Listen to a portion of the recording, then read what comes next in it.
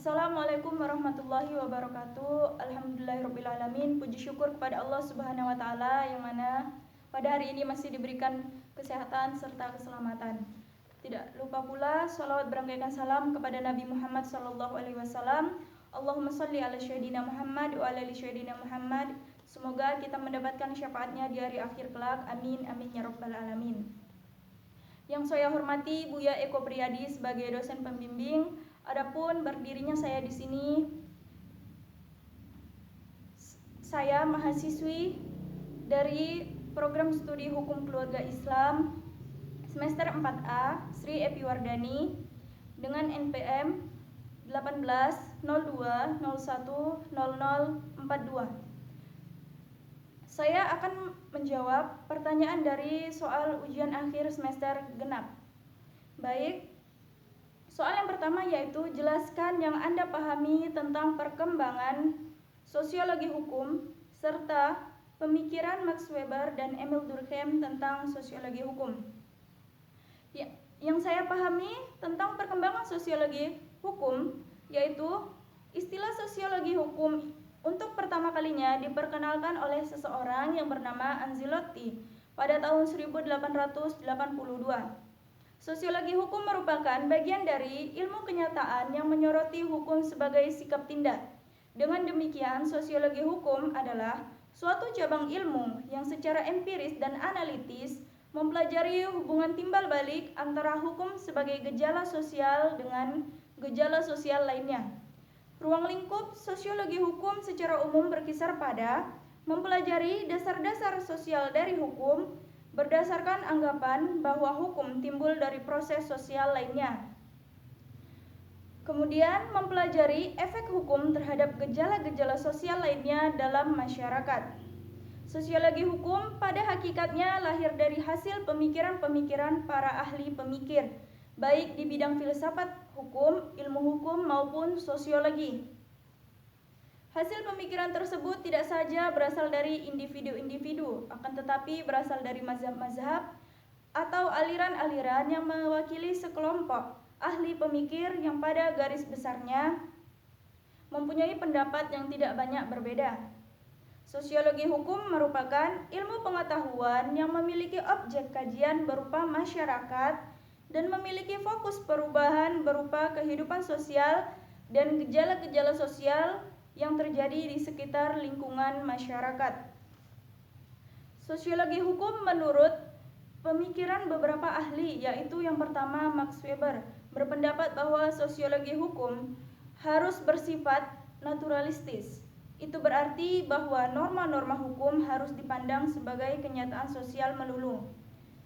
Maka di sini Weber tidak memandang hukum sebagai hukum secara normatif.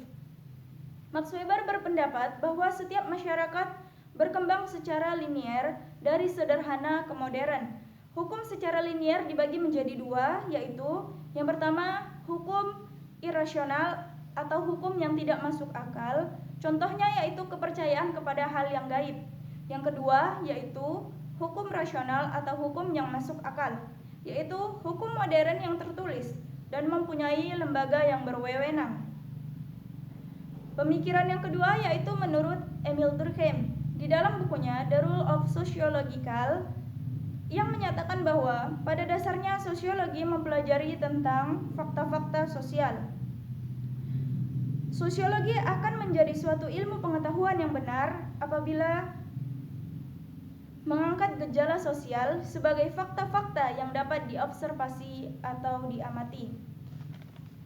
Masuk ke soal yang nomor 2, yaitu jelaskan yang Anda pahami tentang tipe-tipe hukum menurut teori pembangunan atau The Development Theory of Law yang digagas oleh Philip Nonet dan Philip Selznick. Yang saya pahami tentang tipe-tipe hukum menurut teori pembangunan hukum The Development Theory of Law yang digagas oleh Philip Nonet dan Philip Selznick, yaitu di antara hukum-hukum yang digagaskan oleh mereka hanya hukum responsif yang menjaminkan ketertiban kelembagaan yang lenggang dan stabil. Model perkembangan dapat disusun ulang dengan fokus pada hukum otonom. dengan menunjukkan pada konflik-konflik pada tahapan tersebut yang menimbulkan tidak hanya risiko kembalinya pola-pola represif, namun juga kemungkinan terjadinya responsivitas yang lebih besar. Adapun ketiga hukum tersebut yaitu hukum represif, hukum responsif, dan hukum otonom. Soal nomor 3, dalam menganalisis masyarakat dapat dilakukan melalui pendekatan struktur sosial dan dinamika sosial. Jelaskan yang Anda pahami tentang kedua pendekatan tersebut. Struktur sosial adalah sosiologi pengaturan institusi yang khas dan stabil di mana manusia dalam suatu masyarakat berinteraksi dan hidup bersama. Secara umum disepakati bahwa istilah struktur sosial mengacu pada keteraturan dalam kehidupan masyarakat. Penerapannya tidak konsisten. Dinamika sosial yaitu diartikan sebagai keseluruhan perubahan dari seluruh komponen masyarakat dari waktu ke waktu. Keterkaitan antara dinamika sosial dengan interaksi sosial adalah interaksi mendorong terbentuknya suatu gerakan keseluruhan antara komponen masyarakat yang akhirnya menimbulkan perubahan-perubahan dalam masyarakat baik secara progresif ataupun introgresif. Ataupun retrogresif. Soal nomor 4 yaitu jelaskan yang Anda pahami dengan bagaimana proses terjadinya perubahan sosial dan pengaruhnya terhadap perubahan hukum. Perubahan sosial dan pengaruhnya terhadap perubahan hukum yaitu hukum diciptakan untuk mengantisipasi atau menghadapi persoalan hukum yang mungkin akan muncul. Perubahan sosial berpengaruh terhadap perubahan hukum yang berlaku di masyarakat. Hukum dapat dijadikan sebagai alat pelayanan masyarakat ataupun sebagai rekayasa sosial, tergantung perubahan masyarakat serta kebutuhan masyarakat yang terus berkembang dari masa ke masa. Soal yang kelima yaitu jelaskan yang Anda pahami tentang hubungan hukum dan masyarakat serta fungsi hukum dalam penyelesaian sengketa. Hubungan hukum dalam masyarakat yaitu hukum adalah pengatur kehidupan masyarakat. Kehidupan masyarakat tidak mungkin bisa teratur jika tidak ada hukum.